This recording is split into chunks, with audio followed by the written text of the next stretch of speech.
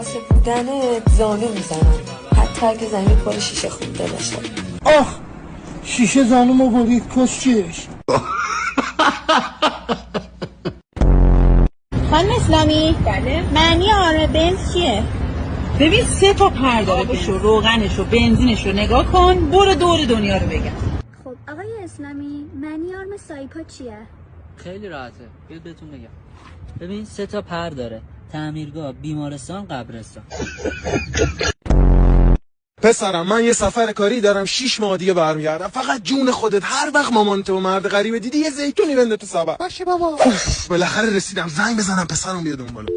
انبار مرکزی زیتون در خدمت از ماست مادر.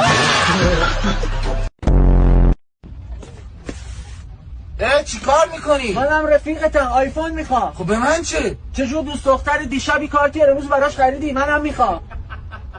یه سونی الکترونی برات میخوام. چی آمه؟ موسخه